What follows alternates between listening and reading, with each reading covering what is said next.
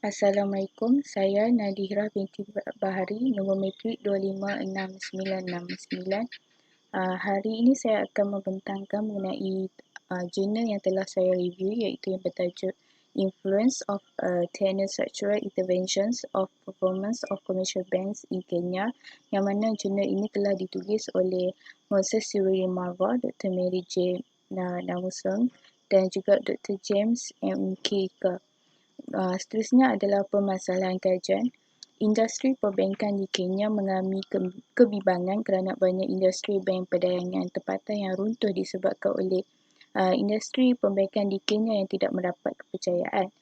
Seterusnya, Bank Pusat Kenya iaitu sebagai pengatur industri perbankan di Kenya juga menunjukkan perlunya pemantauan bank perdagangan bagi memastikan prestasi yang berterusan, terutama setelah penempatan dua bank perdagangan di bawah penerimaan dalam jangka masa 2 bulan, iaitu pada tahun 2015.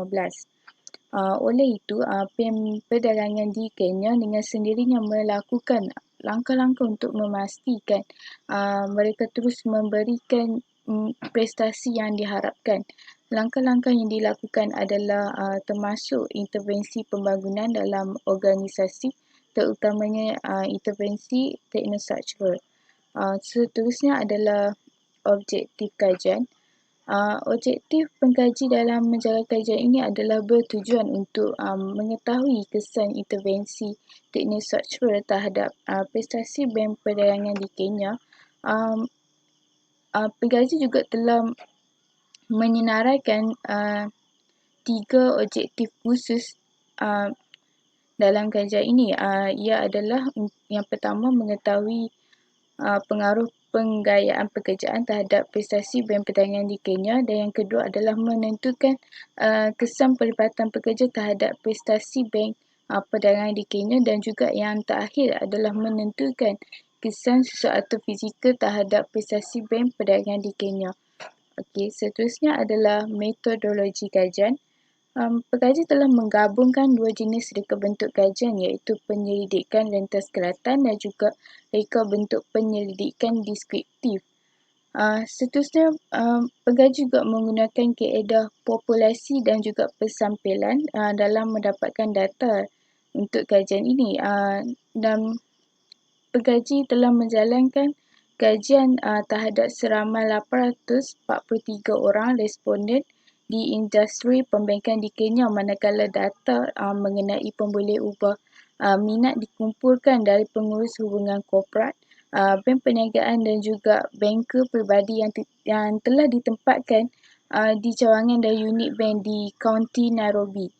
Selain itu, pengkaji juga menggunakan kaedah pengumpulan data primer dan data dikumpulkan menggunakan soal selidik skala 5 titik lingkar jenis. Seterusnya adalah dapatan kajian. Pada objektif pertama, iaitu untuk menjalinkan hubungan antara intervensi penggayaan pekerjaan dan prestasi bank perdagangan di Kenya, menunjukkan bahawa penggayaan pekerjaan tidak memberi kesan terhadap prestasi bank perdagangan di Kenya. Hal ini kerana analisis kajian menunjukkan bahawa nilai P adalah 0.410, iaitu lebih besar daripada 0.05, dan ini menunjukkan bahawa hubungan antara penggayaan pekerjaan dan juga prestasi bank perdagangan di Kenya tidak ketara. Ini bermaksud bahawa hipotesis nol, tidak ada hubungan antara penggayaan pekerjaan dan prestasi bank perdagangan di Kenya disokong. Okay, untuk objektif yang kedua, pengkaji mendapati bahawa hipotesis 02 menunjukkan bahawa pelibatan pekerja tidak memberi kesan terhadap prestasi bank perdagangan di Kenya. Hal ini kerana analisis regresi menunjukkan bahawa nilai beta untuk pemboleh ubah pelibatan pekerja adalah 0.728 dan nilai P yang sepadan adalah 0.00. Ini membawa maksud bahawa hipotesis nol menunjukkan bahawa pelibatan pekerja tidak memberi kesan terhadap prestasi bank perdagangan di Kenya tidak disokong. Untuk objektif yang ketiga, pengkaji mendapati bahawa hipotesis nol yang dihasilkan menyatakan bahawa susu atau fizikal tidak mempunyai kesan terhadap prestasi bank perdagangan di Kenya. Hasil analisis regresi ditetapkan bahawa nilai beta untuk pemboleh ubah susunan atom fizikal ialah 0.071 dan nilai P adalah 0.090. Ini menunjukkan bahawa hubungan antara susunan atom fizikal dan juga prestasi band pedangan tidak signifikan. Okey, yang seterusnya adalah cadangan kajian. Daripada kajian yang dijalankan oleh pengkaji yang menunjukkan bahawa intervensi teknostruktural adalah salah satu intervensi yang penting dalam mencapai objektif sesebuah organisasi. Daripada hasil kajian juga menunjukkan bahawa tidak semua intervensi teknostruktural ini sesuai dijalankan oleh semua sektor, di mana ia melibatkan beberapa sektor sahaja. Contohnya di mana analisis kajian menunjukkan bahawa penggayaan pekerjaan tidak memberi kesan terhadap prestasi band pedangan di Kenya kerana analisis ini sesuai dijalankan di sektor perbuatan.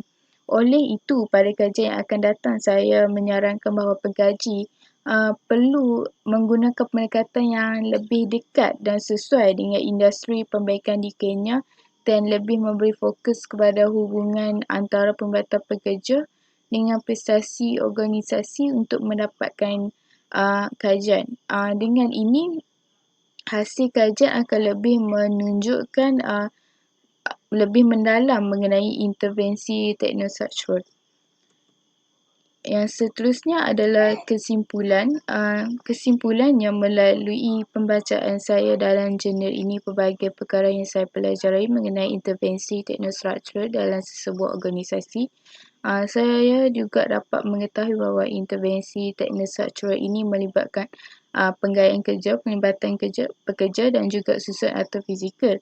Apa yang saya fahami, intervensi teknostruktural ini memberi kesan yang baik dalam organisasi dalam membawa sesebuah organisasi itu mencapai objektif. Namun begitu, tidak semua intervensi teknostruktural ini dilakukan oleh semua sektor, di mana hanya beberapa sektor sahaja yang sesuai dijalankan.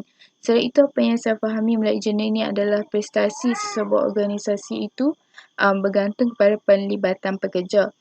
Bagi penggayaan kerja dan juga susunan atom fizikal, kedua-duanya tidak memberi kesan kepada prestasi organisasi dan ini menunjukkan bahawa kedua-duanya tidak mempunyai hubungan yang signifikan dengan prestasi organisasi.